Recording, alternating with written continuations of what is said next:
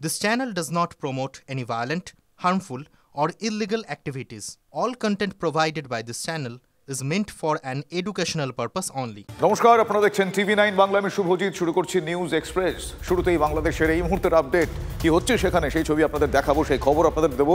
কুষ্টিয়া জেলায় কারাগারে এক প্রকার বিদ্রোহ হয়েছে বলা যায়। গেট ভেঙে 40 থেকে 50 জন বন্দী পালিয়ে গিয়েছেন।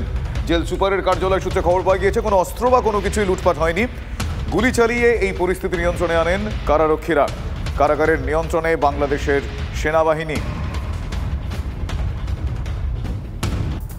বাংলাদেশের চরম নৈরাজ্য চলছে, রাশ যাচ্ছে মৌলবাদীদের হাতে কি? পরিস্থিতি দেখে এ প্রশ্ন কিন্তু উঠছে। অন্তর্বর্তী সরকার গঠনের ঘোষণার পরেও বাংলাদেশ জ্বলছে। সংকটে বাংলাদেশের সংখ্যালঘুরা। বাড়ি এবং ধর্মীয় স্থানে হামলা চলছে।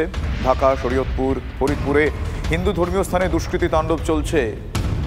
শরীর কিছু মানুষজন তা আটকানোরও চেষ্টা করছেন সেখানে, সে ছবিও দেখতে পাওয়া যাচ্ছে।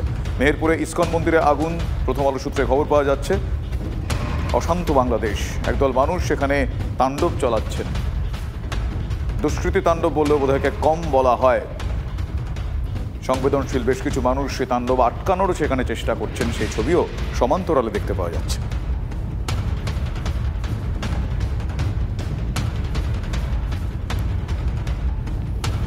जैसे हमारे आदरणीय विदेश मंत्री जी ने बताया कि वो एक सोवरेन कंट्री है, तो भारत कभी किसी सोवरेन कंट्री के इंटरनल मैटर में दखल नहीं देता। और दूसरी बात है कि हमारी सरकार बहुत कंसर्न है, जैसे विदेश मंत्री जी ने बताया कि वहाँ पे जो माइनॉरिटीज़ है, जो प्रीडोमिनेंटली हिंदू है, जो लगभग 1 करोड़ से भी ऊपर है, उनके लेकर हमारी सरकार बहुत चिंतित है।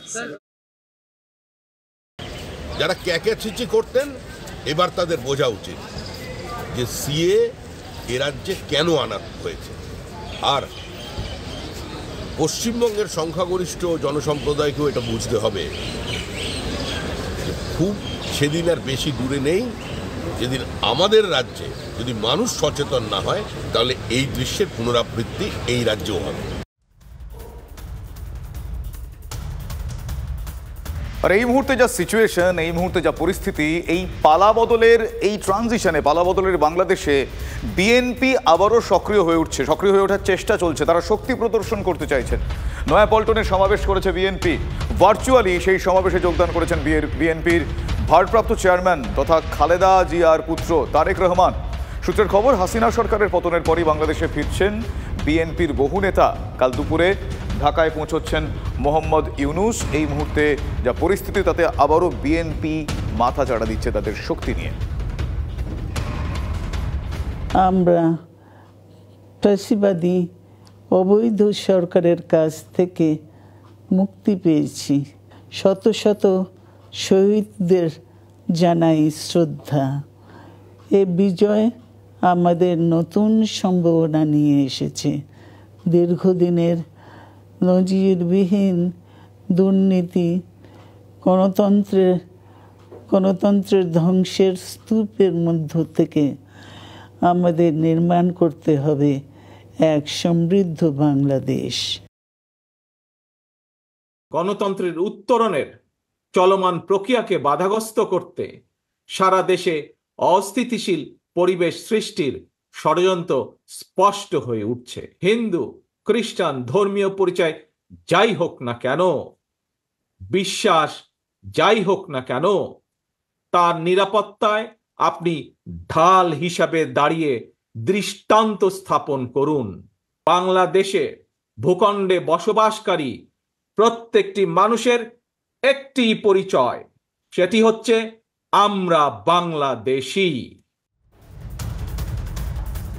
বাংলাদেশের নাগরিক, এপার বাংলায় তাঁর রুটি রুচি। পেশায় দিনাজপুর শিক্ষা বোর্ডের সরকারি কর্মী, তার নাম মোজাম্মেল হক।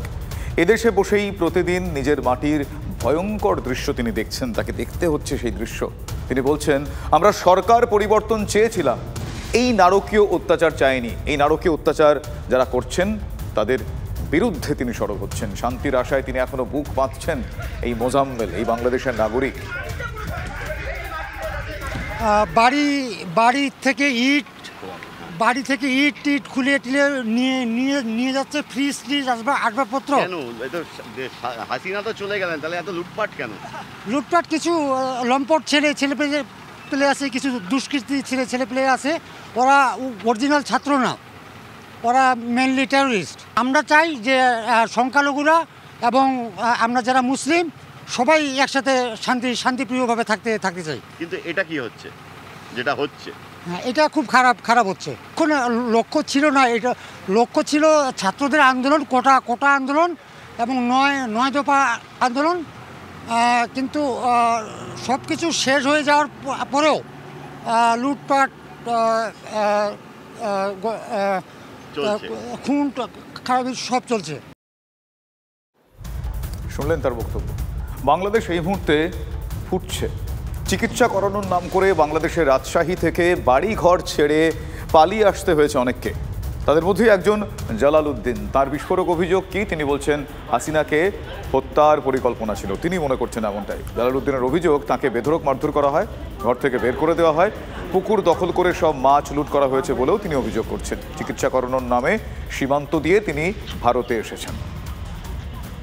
বঙ্গবন্ধু কন্যাকে হত্যার হুমকি দিয়ে দেশ থেকে বিদেশ যেদিন করেছে, তার পরের দিন থেকে এতভাবে মানুষের বাড়ি লুটতারাজ, খুন, ধর্ষণ, নির্যাতন এমন কোনোটা নাই বাকি নাই যে তারা করছে না। এই অবস্থায় আমি প্রাণের ভিক্ষে চেয়ে আমি কোনো রকম চিকিৎসার জন্য যে আসবো বলে কোনো রকম আমাকে ছাড় দিয়েছে।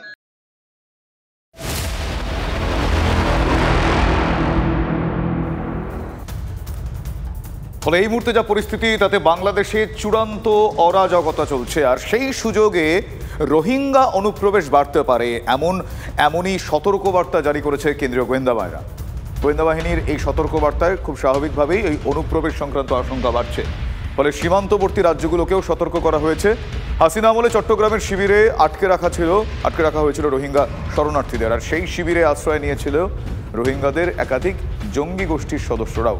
ভারতীয় গোয়েন্দাদের আশঙ্কা যে এই অরাজক পরিস্থিতির সুযোগে ভারতে অনুপ্রবেশের ঢল নামতে পারে। রোহিঙ্গা শিবির তারা এদিকে চলে আসতে পারে। মেঘালয়ের ডাউকি, বরাক উপত্যকার কয়েকটি সীমান্ত, বাংলার কোচবিহার, সুন্দরবন জলপথ লাগোয়া জল সীমান্তগুলি গোয়েন্দাদের আশঙ্কার তালিকায় শীর্ষে রয়েছে।